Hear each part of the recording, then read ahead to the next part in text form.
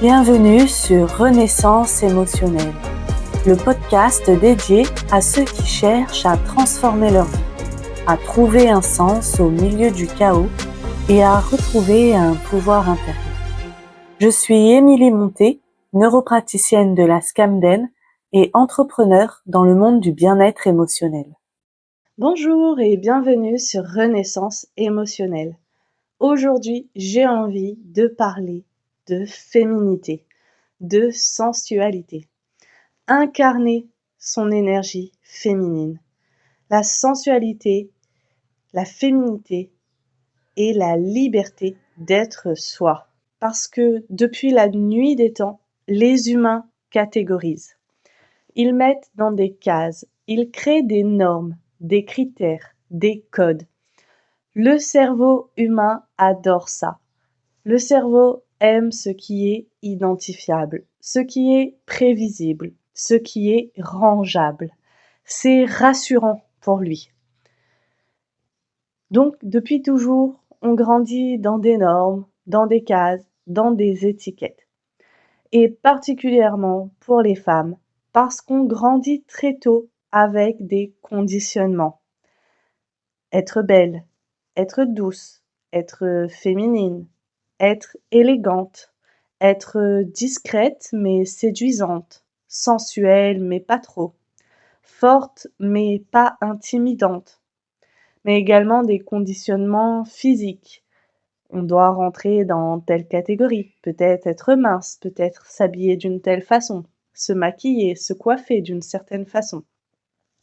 Et au milieu de tout ça, beaucoup de femmes ne savent même plus ce que signifie réellement être féminine, parce qu'elles ont appris à ressembler à une image et pas forcément à ressentir une énergie. Elles essayent de rentrer dans des cases, elles essayent de correspondre à des normes sans même se reconnaître dans ces normes. Elles ne se sentent pas à l'aise, elles ne se sentent pas bien dans leur corps et finalement, très vite arrive la comparaison aux autres. Je ne suis pas comme cette femme, je ne suis pas comme cette personne, je ne suis pas dans cette case, mais elles n'incarnent aucune énergie féminine. Aujourd'hui, j'aimerais peut-être casser quelque chose. Il n'existe pas une seule féminité. Il existe des féminités multiples. Une femme peut être douce, une autre intense, une autre encore sauvage, une autre calme, une autre solaire, une autre mystérieuse. Pourquoi pas une autre discrète ou une autre flamboyante? Une femme peut même être tout ça à la fois, car nous ne sommes pas une seule et même identité. Nous sommes des facettes identitaires.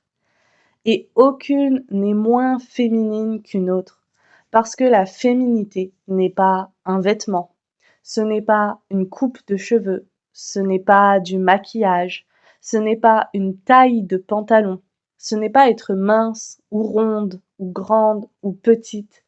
La féminité, c'est une énergie. Et cette énergie est profondément vivante.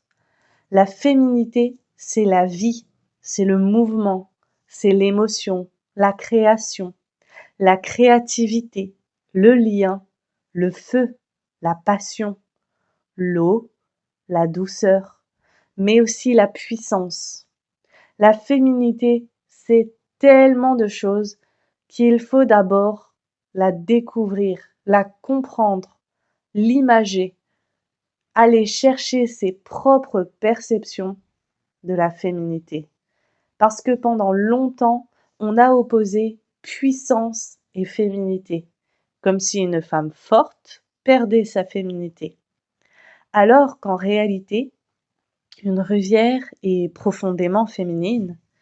Et quand on regarde une rivière, parfois elle est douce, parfois elle déborde, parfois elle détruit, parfois elle nourrit. De temps en temps, elle est calme, puis pleine de rapides, parfois chaude et parfois glacée. Et pourtant, elle reste une rivière, quel que soit son état, quelle que soit sa facette. Et je crois qu'incarner son énergie féminine, c'est d'arrêter d'essayer de devenir une image figée. Arrêter d'essayer de rentrer dans une case pour commencer à habiter pleinement son énergie. Et ça commence par des questions très simples. Comment je me sens avec mes émotions, avec mon corps, avec mes élans de vie? Qu'est-ce que je considère comme doux, comme beau, comme vivant? Qu'est-ce qui me fait vibrer? Qu'est-ce qui me fait me sentir profondément présente? Et ici, encore une fois, j'insiste, pas qu'est-ce que je considère comme féminin parce que c'est dans la norme, parce que c'est la généralité, parce qu'on m'a appris que la féminité, c'est ça. Mais réellement d'aller chercher à l'intérieur de soi ses propres perceptions de tout cela. Parce que beaucoup de femmes essayent d'être féminines sans être connectées à elles-mêmes. Et ça ne fonctionne pas. L'énergie féminine ne se joue pas. Ce n'est pas un rôle. Elle se ressent, elle s'habite, elle s'incarne. Elle s'incarne par la sensualité. Et dans la sensualité, là aussi, il y a une énorme confusion. Parce que la sensualité n'est pas de la sexualité.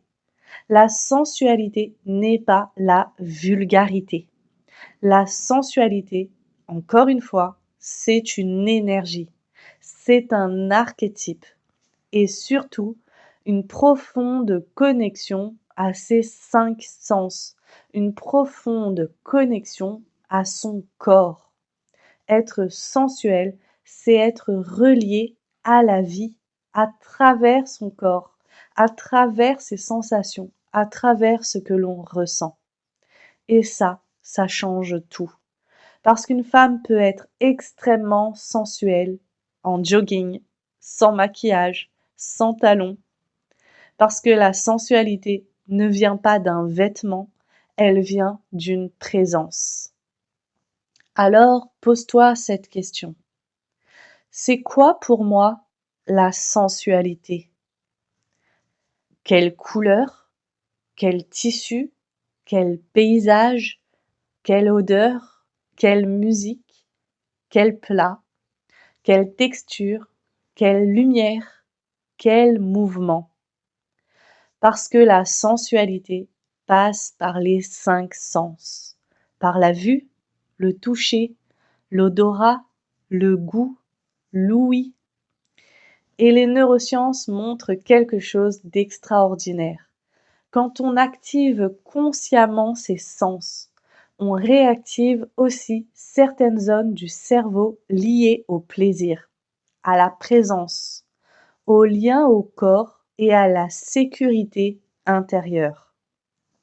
Autrement dit, plus tu es connecté à tes sensations, plus tu sors du mode survie. Parce qu'en mode survie, le cerveau coupe énormément le lien au corps et aux sensations fines. On fonctionne, on exécute, on tient, mais on ne ressent plus vraiment. Alors qu'incarner sa sensualité, c'est revenir dans le vivant.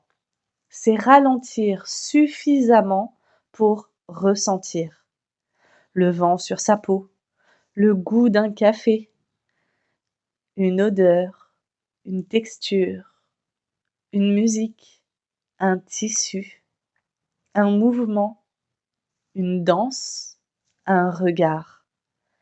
Et finalement, incarner son énergie féminine, ce n'est pas entrer dans des cases. Ce n'est pas cocher des critères.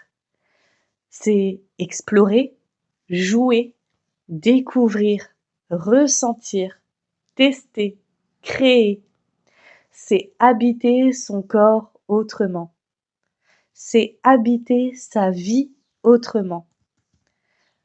Parce que quand une femme commence réellement à habiter ses sensations, ses émotions, ses élans, son énergie change et naturellement, elle attire.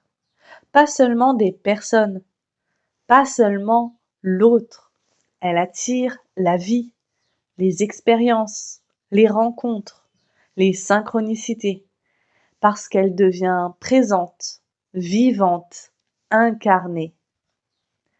Alors, aujourd'hui, j'aimerais te laisser avec quelques questions.